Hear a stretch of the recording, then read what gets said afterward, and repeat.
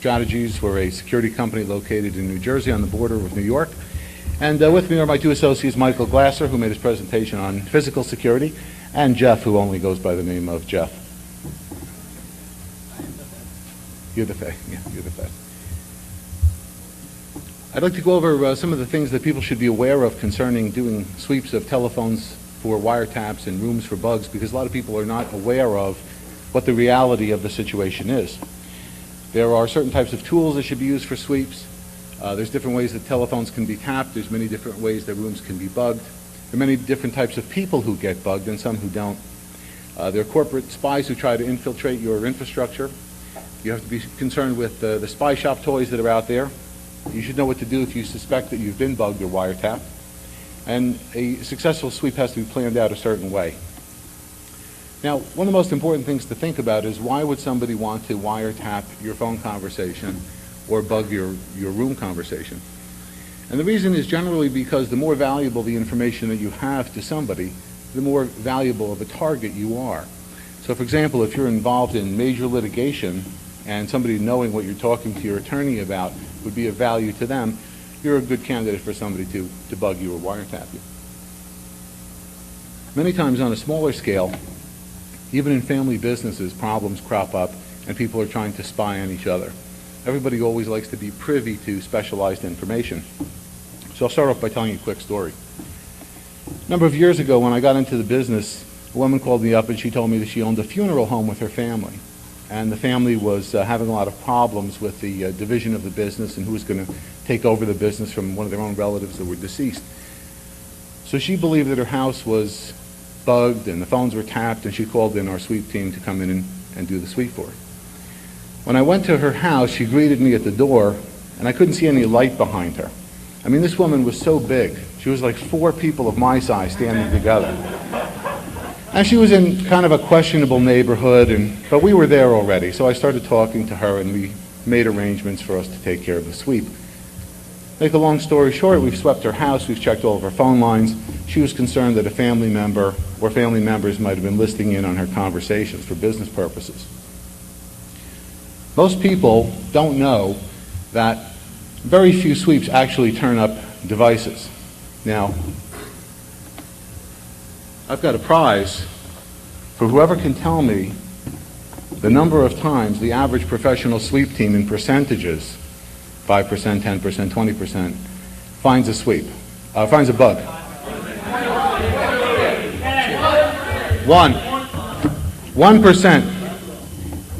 Altec Lansing speakers to the man in the front row. Courtesy of DEF CON, not of me, they're from DEF CON. It's probably about 1% of the time that you actually turn up working bugs or actual equipment still connected to the telephone line if there's an active sweep going on. Getting back to the story, we told the woman that everything was clear, that there was nothing in her house and nothing looked like it had been placed there and she had nothing to worry about. And that's when things got ugly. She said to me, could I check her uterus? Because she believed that somebody had put a bug inside of her uterus. Now, are you married to her now? You know, I might have thought about it if she looked, a little bit different. But this woman, this woman got on one of those scales that gives you your fortune, and it said 1 at a time, please. So I wasn't going for that. So I quickly assured her that we do not sweep uteruses. Then she said there was one other possibility. She said she had a dog, and it was a really nice dog, a little beagle. And the beagle would follow her around all the time. And she thought this was very strange, and she thought that maybe somebody had literally put a bug up the dog's ass and had trained the dog to follow her around the house so they could overhear her conversations. And that he loved checking. At that point, it was time to go. Tools used for sweeps. I'm going to go through some of these things rather quickly because of the time element involved.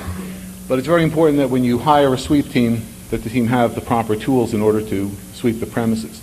If anybody shows up at your company or your home or wherever you're having a sweep done, and everything is contained in one briefcase, and there's a couple of lights and a few switches and like what we call a magic wand, and they do what's called a rain dance, where they walk around the place going like this, and they're usually done in about 15 minutes, that person is not doing the right job for you. Clearly, that is not going to find bugs and wiretaps. These are the types of tools that a person should have: a time domain reflectometer, near field detector, nonlinear junction detector, spectrum analyzer, an oscilloscope, and they must be willing to do the physical inspection. Very important. What's a time domain reflectometer? A time domain reflectometer is basically a cable tester that is rather sophisticated, that sends a 2,500-foot pulsed signal down the line and is able to tell you every break that there is in the telephone line, which normally you would expect to find several extensions. You might find the telephone closet on the second floor and other places till you trace the phone down to the demarcation point. That's what a time domain reflectometer does. If you count the number of extensions that are supposed to be there, and you look on your time domain reflectometer, and you find that there's extra sine waves between your connection at the telephone block or the demarcation point and the extension you're using, you need to investigate further and find out if there's something else on the phone. Near field detector. A near field detector is basically a radio transmitter locator, which is used to pick up the signal from a radio transmitter and translate it into usually it's a graph or a little meter that's telling you whether you're warmer or getting colder when you're trying to track down the bug. Sometimes they use LEDs that get brighter and brighter red as you get closer to the radio frequency device, but this is something that helps you locate the location of the device within the room. This presentation goes into great detail with the near field detector. I'd be all day here just talking about one piece of equipment, so we'll let you look at that on the presentation material. Next piece of equipment that's very important to discuss is the nonlinear junction detector. Now, many of you here, I'm sure, know what a nonlinear junction detector is, or at least what a nonlinear junction is, but let me just explain very briefly.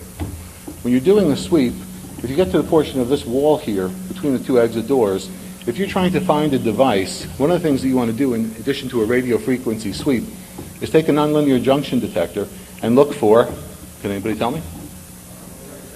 Whoever said that first? Somebody over here. Wireless card? Oh, fuck, I need one of those. My laptop's fucked up, man. I don't want to throw it over anybody. I don't need to do that. But I knew that. Also from DEF CON. You get one of those just for being a speaker. Really? Absolutely. That's what I've heard. You're looking for nonlinear junctions, which are basically transistors and diodes and other things that are placed in an array that are used typically as bugging devices. Of course, they're also the same things that are used in calculators or all types of electronic devices. But typically, if you're looking between these two doors, there might be steel beams, there might be aluminum beams in there might be metal nails in the studs, and that is going to come up on the nonlinear junction detector as the third harmonic, which you can ignore. The second harmonic is what you have to be concerned with, and that's the list of equipment that could be bugs, different type of radio frequency emanating transmitters, wireless cameras, and things like that. The nonlinear junction detector actually takes a microwave signal, sends it out to the wall, pings the wall. If there's anything there, it's going to get a signal back. You're going to hear it audibly, and you're going to be able to see it on the meter. And that's going to be able to tell you if there's something in that wall that doesn't belong there. And again, it's one more tool that's being used to help you find bugs. Anybody who tells you that they have a one-size-fits-all kit, one toolbox that's inside of a briefcase or something, the people are really pulling the wool over your eyes.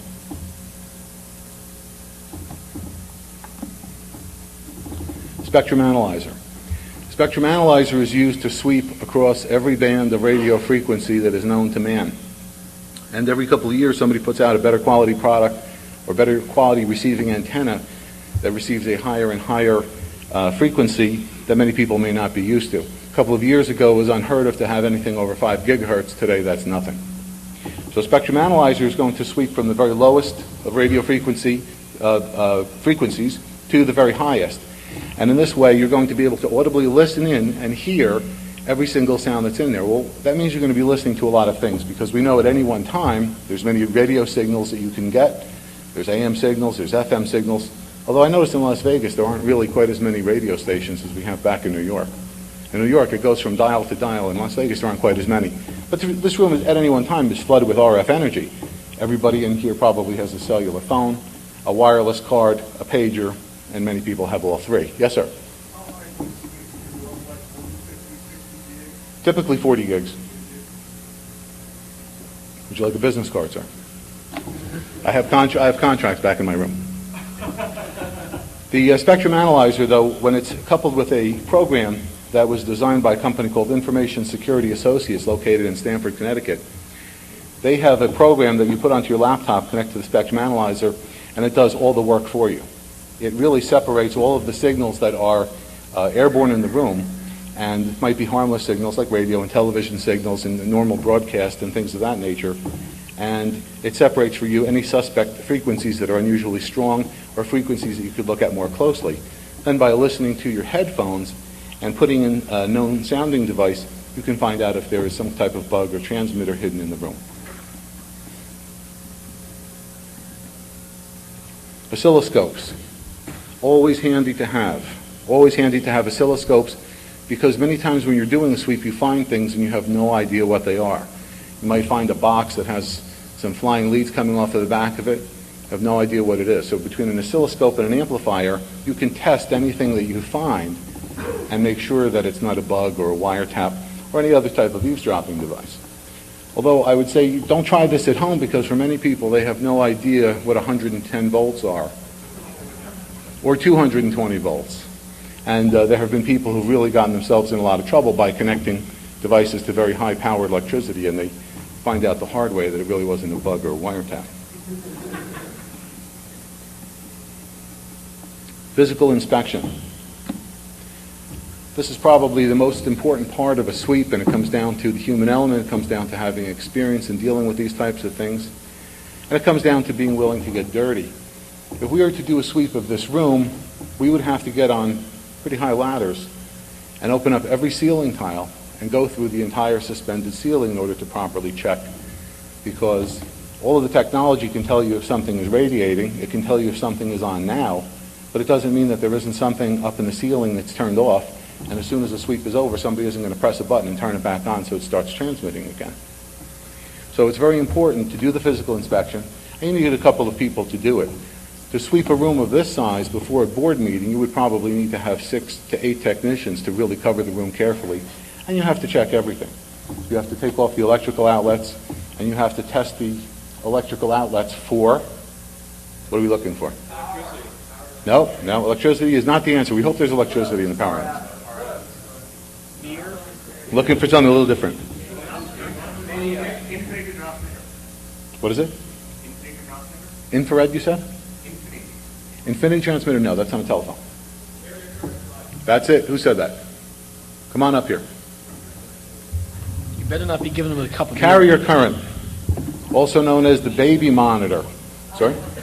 Give them like all kinds of good shit, dude. All courtesy of Defcon. Carrier current and subcarrier current are the frequencies that are used on the electrical system shared by a common transformer that most people know as a baby monitor. If any of you have children or you've grown up around children, you know if you turn the baby monitor on near the crib, you take the receiver, you plug it into another outlet downstairs. When the baby wakes up, boom, you can hear the baby screaming and crying. In fact, my baby is so loud that we didn't need a baby monitor, because even with the doors closed, we could hear him without the baby monitor. But the fact is that a baby monitor is a great bug. And one of the reasons that it is first of all, it's powered off of the electricity, so it's going to run forever. It's not like a battery-operated device. Typical bugs only last a day or so. Any of these things that you see in the catalogs that you buy for, $25 or $50, or things that you buy in the spy shop that are $5,000, they're the same things as the $25 bugs. All of these things really only last a day or so if you're lucky. So by plugging into the power, you have virtually unlimited power to keep the device running. But because it shares a common transformer, which means if you live on a block of, say, a dozen houses, it's very likely that all 12 houses are sharing one transmitter on the pole. One transformer on the pole. So that means that if you put the transmitter in your friend's house and you throw it behind his bed, plug it into the wall, and you push the bed back, you can take the receiver, bring it over to your house, plug it into the wall, and when he has friends over, you'll be able to hear everything that's going on for as long as you want. So this is something that's very important. So again, if we were to sweep the room, that's one of the most important things, is that we have a device that we connect into the electricity to test it and make sure that there's no RF being transmitted over the subcarrier carrier current. And that was a very good answer before, sir. Yes, sir.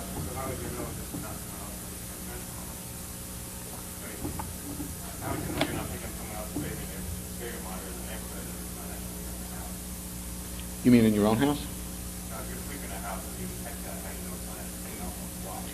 Well, if you pick up a sound like that, then you know that there's something on the electricity. Now you have to check all of the outlets, and you have to check everything more closely. I thought you were asking me how would you know if your baby monitor was working or not if it was your baby. I was going to say you don't have children, do you? When you have children, you learn what sound they make. You get to know their cry. But no, it's certainly a good question. But the fact is that when you plug in a baby monitor, even innocently, you may overhear your neighbors talking. In fact, a technique that a number of burglars do is they drive around with a scanner and they try to pick up on the wireless baby monitors, trying to listen into houses to hear if somebody's home. And if they feel that nobody is home, then it's more likely that they're going to be able to successfully burglarize the house. Okay. But it's very important that everybody understand that with a physical inspection, you really do need to get on your knees, get under the desk, get dirty, get up in the ceilings, and you'd be surprised what we find in the ceilings. When people install things up there, they leave Snapple bottles up there, and God only knows what. But sometimes, you get very lucky, and you do find that somebody has a bug there. We got a call in from an electronics company, multi-billion-dollar international firm. They had reason to believe that the place was being bugged and that their phones were being tapped. So the guy tells me, he says, when you come to my office, he said, we'll talk outside of the office, but I want you to meet me in the office, and I want to take you around, and you're going to be Bob Anderson. I'm like, okay, I'll play along. So I get to his office, and real friendly guy, like the typical guy you see at most conventions. Shakes my hand. He's like, Bob, how are you? This is Bob Anderson. The guy was really overdoing the role playing so much, it was getting me nervous. I was afraid that, somebody would pick up on the fact that this wasn't my name, or maybe I had something with my initials on it, like a pen or a notepad or something, and my initials are not BA. And we looked around the place, and before we... Whoa. That's an asshole. Security is handling this.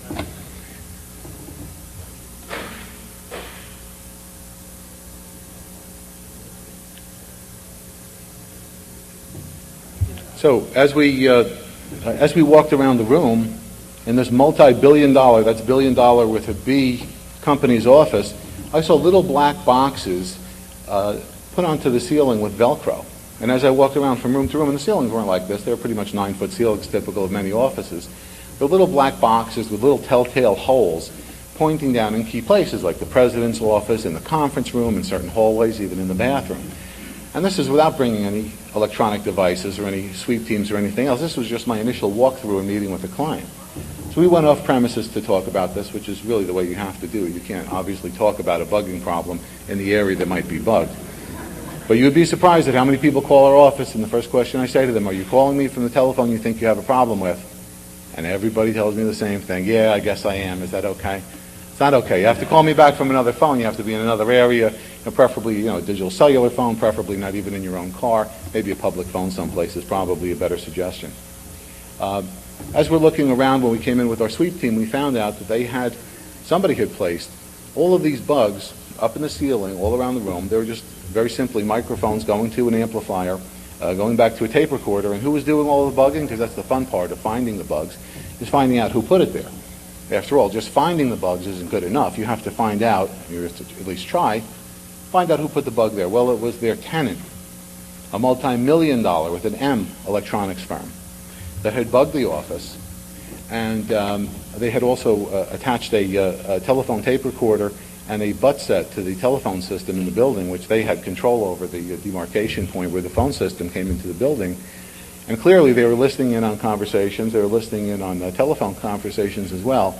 And it really didn't take a lot of sophisticated equipment. The company immediately hired a law firm that had retired U.S. attorneys that were partners in the firm, called in the FBI, and a couple of FBI guys met me in the parking lot. And they said, well, what do we have here? And I explained the situation to them. They came in the building, they climbed up the ladder, they looked down and they said, yep, that's a bug. What are we going to do now? So the next thing that they did was they came in and they obtained forensic evidence, and the company that had done this to them was going to be prosecuted because, as most people probably know, wiretapping or bugging is a violation of the Federal Omnibus Crime Control Act, or what's known as Title III. Even mere possession of a bugging device is considered a crime. It's considered a very serious crime. A woman called my office the other day. She said, can you tap my phone? I said, no, that's illegal. We can't do that. She said, but I heard that private investigators can do it. Well, she heard that in the movies. And when I saw Charlie's Angels, I saw a tuba that had an iris scan device built into it so they could read the person's iris scan. Remember the first Charlie's Angels? The three girls go to the door in those little outfits and they're playing different instruments. So people have a lot of myths and misconceptions about what you can and can't do, and you really can't do bugging. But it certainly hasn't prevented people from trying. Charlie's Angels can do whatever the hell they want. Spy Shop down the street from the airport, I'm sure they have all kinds of devices that they sell from behind the counter that do different types of bugging. I certainly would not want to be caught with something like that. Signs that your offices are bugged. Well, this is very important because a lot of people would say to me, well, how do I know if we need to call in a professional sweep team to come to my office, my home, my car, my boat, my plane, or whatever device or location or building that they feel that they're having a problem with? And the answers might surprise you. A gentleman asked me before, he said, every day when he comes home from school, a white van is parked across the street from his house. And this has been going on for a month. It starts to get scary. Then he says every time he picks up the telephone, it already has a hollow sound on it without a dial tone, as if somebody has already picked up the phone and the phone's been off the hook a little while, but they haven't heard the warning tone yet. I don't know, I guess it depends what he's doing. But typically, the fact that you hear clicking on the phone, I'm not putting her to sleep in. It's okay. It's okay. I was just checking. I was going to see if I was putting her to sleep, I'd try to sell one of those tapes that people would play and put them to sleep and they're listening to my presentation. The biggest problem is not clicking on the phone or spurious sounds that you might hear on the telephone, because we've all experienced it from time to time. You even experience it on a wireless phone if you're on an analog network. Telephones, by nature of the way they're designed, the connections, the number of wires, the number of subscribers and things, there's constantly noises on the phone. And I don't tell anybody who hears a click or hears any kind of strange sound on their phone that their telephones are tapped, because that really doesn't mean anything. It's probably just normal telephone company problems. But if other people know your confidential business, or other people are finding out your professional trade secrets, you've got a problem. If you're doing things within the confines of your home or your office, and there's only you and one other person who knows about it, or maybe it's just you, then it's very likely that if the product that you're trying to bring to the market gets there a day or a month before yours, and it's basically the same thing at a little bit lower price, and it's already been patented, or they have a patent pending or something, it's very likely that somebody has compromised your telephone system, or they're bugging your rooms and they're listening to your conversation. That's a good way to know that you have a problem, because other people are finding out your confidential business. It's a multi-billion-dollar underground industry in the United States, and there are many people who engage in all sorts of illegal wiretapping and eavesdropping in an attempt to get information that's going to be valuable to them. Secret meetings and bids seem to be less than secret. This certainly applies to unions during contract negotiations, because many times people on both sides of the contract negotiation are trying to find out what the other people are doing. So it's very important to make sure that if you're involved in important negotiations, litigation, where there's a lot of money involved, it's very important to find out if the room is safe and if things are clear and it's okay to talk with other people in the room. Some sounds, however, might give you pause for concern on your telephone. So as I said before, my disclaimer is just regular clicks and pops or an occasional noise is really not much. But an amateur eavesdropper who is trying to connect a butt set to that little gray box, a telephone interface box outside your house, that'll definitely make a clicking sound when the person puts those alligator clips on the contacts. So you may hear something like that if a person is attempting to do that. Professional eavesdroppers who have equipment in place, typically it doesn't make any noise, and you usually don't hear anything. So it's important to make sure that you test the room properly and test the phone lines properly to ensure that there isn't any type of device on the line. You notice static, popping, or scratching on the phone lines. Well, this is many times caused by capacitive discharge when people are connecting things onto your telephone lines. Everybody knows our favorite store, Radio Shack, sells all kinds of things called telesecretary, telephone assistant, and various products that work by detecting a drop in the line voltage. When an analog phone is picked up off the hook, the line voltage drops, this little black box kicks in, triggers a tape recorder, the tape recorder starts running. When you hang up the phone, It turns off the tape recording device for a while. So things like that may be on your telephone line, and there may be also some type of wireless transmitter that when you pick up the phone it starts to kick off and it starts making some noises. So very unusual sounds, static, popping, vacuum sounds, dead sounds on the telephone are something that you should be concerned about. A gentleman before mentioned an infinity tap. Who said that over there? Did you say that about the infinity tap? The gentleman said before when we were talking about the carrier current for the electrical lines, could it be an infinity tap? An infinity tap is also known as a harmonica tap, and this is something that got its roots back in the old days when answering machines had a little box you had to carry with you, and you had to beep it into the telephone, and that little tone would signal to the device that it was you. It was typically only one tone. It was pretty easy to figure out how to get into somebody's answering machine that way, but that was the good old days.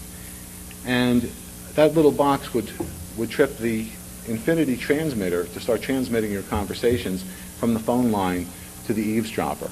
So an infinity transmitter, if it's being clicked on by a person who is monitoring you and they know that you've just come home, that's a sound that you might hear coming on suddenly on the telephone as well.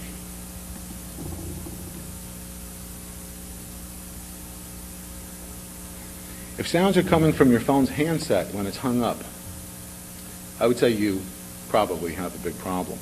A lot of times people put in what's called a hook switch bypass, or basically what a lot of people call, they hot wire the microphone. And what that does is when the phone is hung up, the microphone that's present in the telephone handset actually turns into a room microphone and broadcasts with radio frequency, kindly powered by the amount of voltage inside of the telephone. It transmits your conversations in the room even with the phone hung up. So even if the telephone is on the hook, it still could be transmitting your conversations in the room, and if you hang up your phone and sounds come out of the phone while it's hung up, it's really something that bears further investigation. Your phone often rings and nobody is there. Well, that could be your girlfriend calling if your wife answered the phone. It could be a telemarketer calling, because you know how these automatic telephone systems work. They just keep calling you to death until they get somebody on the phone and when they have somebody on the line. Or it could be that there is a harmonica bug or infinity transmitter, as I had mentioned before, being used. It also could be a fax machine, or it could be a modem calling your number by mistake. I always listen to my office fax machine, listening for a ringing sound. And the phone rings and rings and rings, and no fax comes through. Then our main line in the office rings, and I realize the person's been calling our fax number first, and that happens quite frequently. If you can hear a tone on the line when the phone is on the hook, we use an external amplifier that we plug into that, then that's one of the ways that you would attempt to find a recorder interface like the device I was talking about before, the black box that sold at Radio Shack and other places.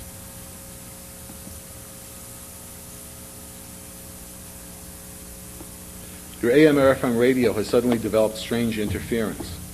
There was a movie once where a bunch of people are in a car and they're going someplace, and one of the guys has a transmitter on him.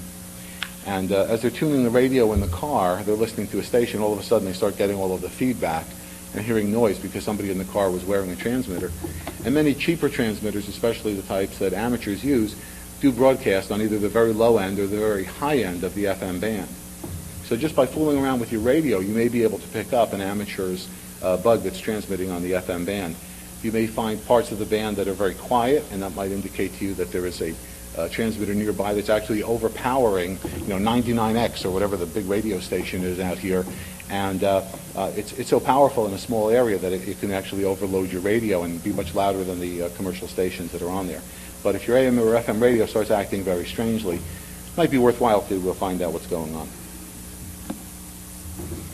I mentioned the car radio. Same thing with your television. Your television, typically on UHF channels, if you're using an antenna to bring in those signals, many times that can pick up many types of bugs that may be present in the room or in your house. You've been a victim of a burglary, but nothing was taken. Well, a lot of people who are watching the lock-picking contest know that Michael was able to pick those locks in 3 seconds, right? Yeah, but then I lost anyway because I was drunk. After about 14 beers, Michael was still able to pick the locks in about 3 seconds and change, which is pretty good. So you really want to have very high security locks on your doors, especially sensitive areas or getting into your house. The regular types of locks many people have are very easy to pick, It would be simple for somebody who knows what they're doing, or even somebody who doesn't know what they're doing, but given a little bit of time and patience, they're able to pick open the lock, get into the house, place the device, and get out without actually taking something. So if you come into your house and you find out that a lot of things have been moved, or if you go to your office and there's white drop ceiling dust on the floor on top of your desk, there's a pretty good chance the gentleman in the front is shaking his head. You know what I'm talking about. There's a pretty good chance somebody's been up in the ceiling. Now, maybe it was just the guy fixing the air conditioner last night after you left for work. The air conditioner usually breaks down when it's the hottest, but it's always worth taking a look at. There could be a hidden camera up there. There could be a bug up there of some kind as well. Same situation with electrical wall plates. If the electrical plates look like they're off-center, they've been moved recently, or if they've been painted over and now all of a sudden the paint has been broken off and somebody's taken the plate off, that's also another good indication somebody may have hidden something inside of your electrical socket. You might look for a dime-sized discoloration on the wall or the ceiling, which might indicate the existence of a hidden bug, which could be placed underneath the wallpaper. It could be placed on a wall and then glued onto the wall and painted over. A lot of people don't recommend accepting gifts. Anybody who got any of those wireless cards for their laptop for me a few minutes ago? You never know. Actually, no, those are all from DEF CON. They're in sealed packages. They're not for me. Even more dubious. All the more. Use them at your own risk. But if Come on, somebody trusts Jeff Moss. if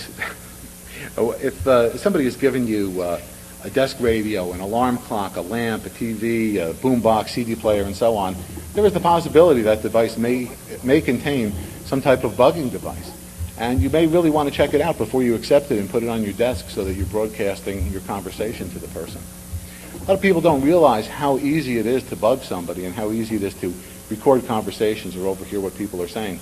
One of the easiest ways of doing it, I'm sure I'm not telling anybody anything that they don't know, but just for the purposes of this discussion, if a person takes a voice-activated tape recorder, they drill a tiny hole in the side of their briefcase, and they put the recorder inside of the briefcase, and they lock the briefcase with that high-security combination lock that most of our briefcases have.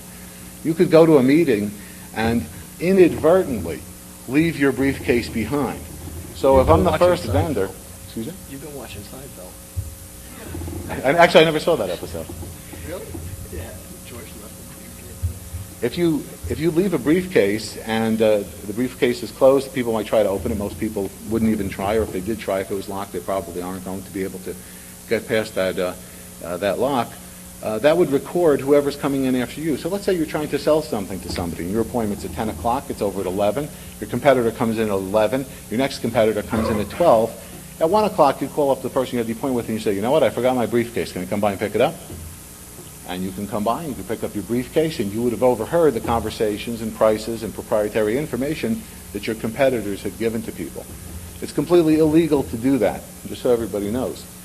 It doesn't stop a lot of people, but some people don't understand. The rule of thumb is, in most states, if you're a party to the conversation, it's okay to record it.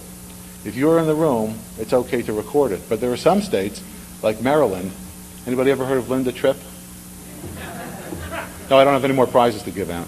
But that's what happened with Linda Tripp. She had made a telephone recording of Monica Lewinsky, and she was in Maryland, and Maryland is a two-party consent state. So the fact that there weren't both parties consenting to the recording, what she did was in violation of the law. But it certainly won't stop a lot of people from doing that. The other thing you have to watch out for is people who might leave their cell phone behind. Anybody ever forget their cell phone someplace? Well, cell phones, especially the kind that are the non-clamshell type, the kind that are like the Nokia phones that are just the flat phones, many times these phones, if you turn the phone on auto answer, if you turn off the ringer, and then if you plug it into the AC adapter and you throw it behind the couch, you have probably one of the best bugs in the world, because most bugs only transmit a couple hundred feet at best. But this is now on the telephone system. So you could call your phone that's been hidden behind the couch. It's not going to ring. It's going to automatically answer. It doesn't work with clamshell style phones, though, so keep that in mind. And you're going to be able to hear everything that the person is saying and everything that's going on in that room. And if you have it connected to the electricity, you're going to be able to do that for a long time. So if somebody leaves their cell phone in your office, I don't know, you might want to check to make sure it's off. Maybe you just want to put the phone in a box and leave it out by the front door with the receptionist.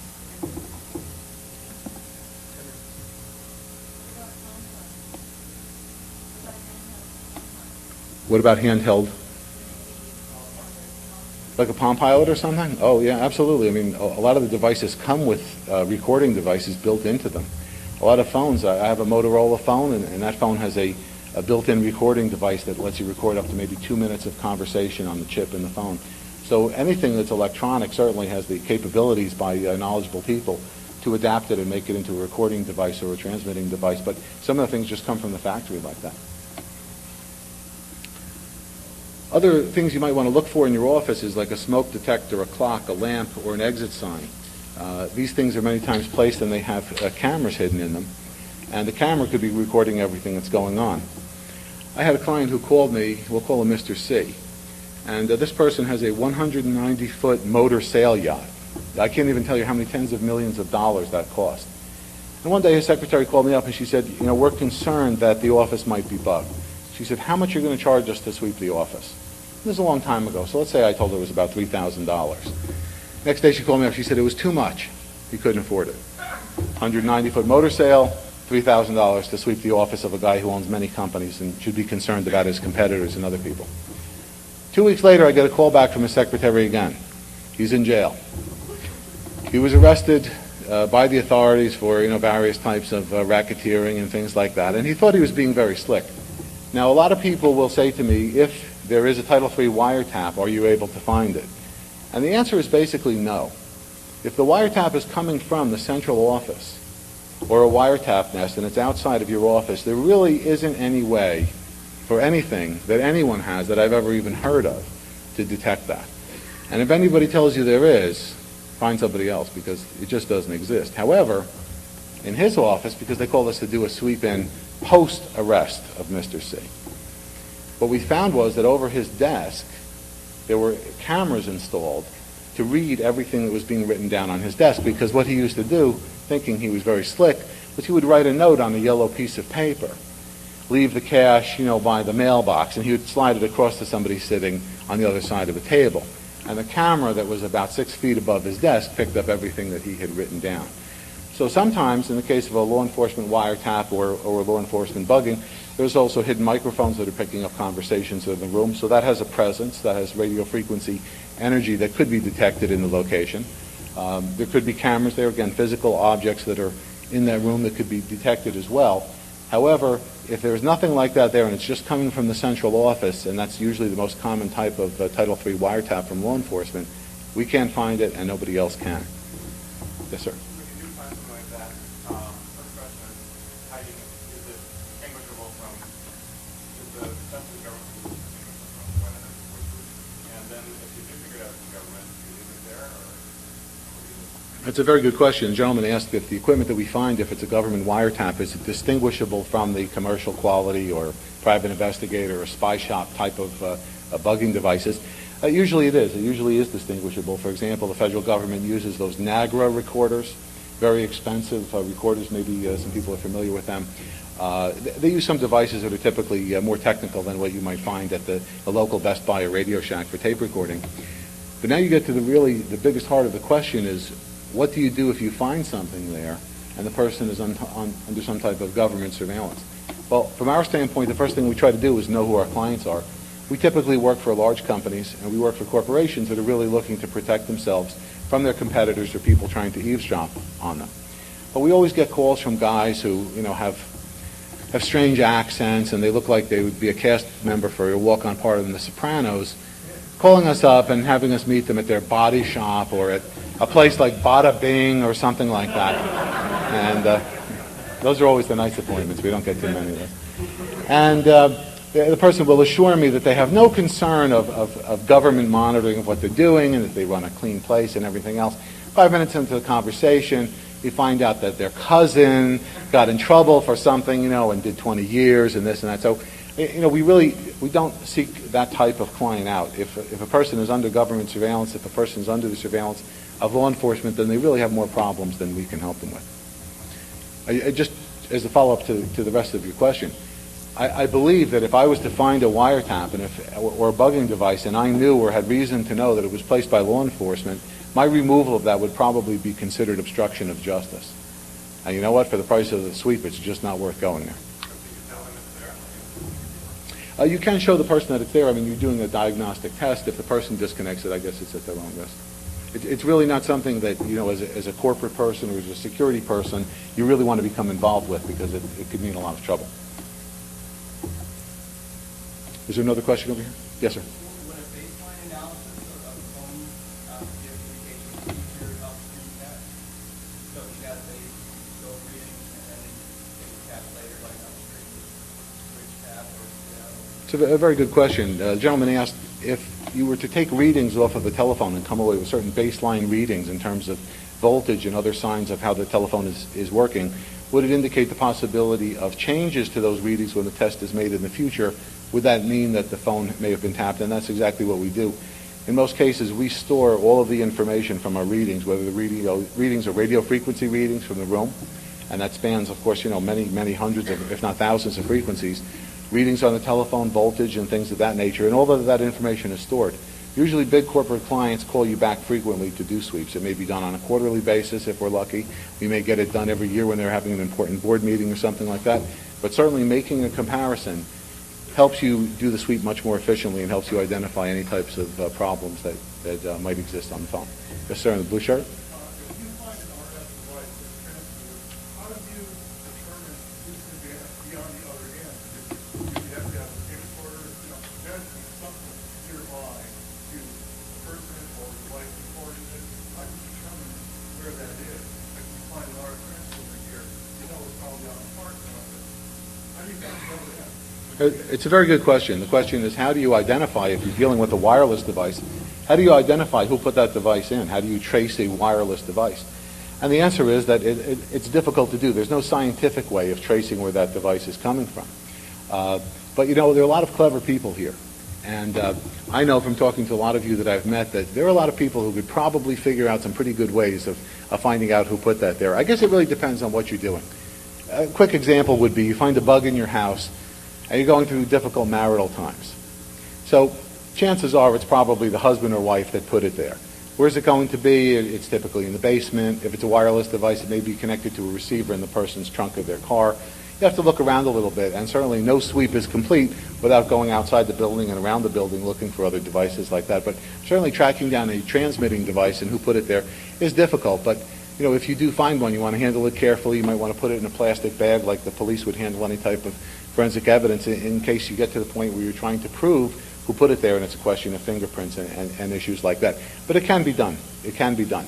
If a person has, sir, if a person has a device in there that has been sitting there for a while and it's been abandoned by the eavesdropper, and the person's not there with the receiver anymore, it's going to be a lot harder to find them. And people that do bugging, they have a cardinal rule, and it's called "don't go back." Okay, don't go back means don't go back to get the device. You planted a bug and maybe it cost you $500 from the spy shop, and now you're done with your operation, and a lot of people want to break into the office again or get in through social engineering to the premises one more time and recover that $500 bug and use it for another day. But most people who are pretty smart in the intelligence community know don't go back for the bug, because that's one of the ways that a lot of people get caught. Sir.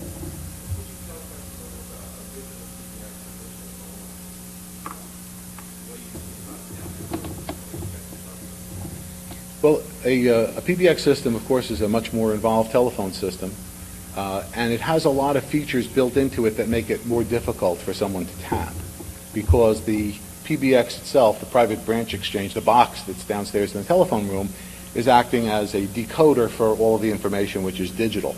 So it's much harder for somebody to tap. Of course, a lot of people do the tap from the analog portion of it, or they do it from just the person's room. But one of the most important considerations when you have a big telephone system is knowing the parameters for how it's set up in a very similar way to a network. For example, we find many times when we go to a big company that the telephone vendor has unlimited access to dial up from the outside, monitor every single extension in the building, and listen to everything that's going on. And that's done for diagnostic purposes and things like that, but certainly that presents quite a few difficulties by allowing someone to do that. So you have to really audit your telephone system. You have to find out what type of permissions are out there and maybe restrict those permissions. I really don't recommend allowing your vendor to listen into your phone calls from the outside.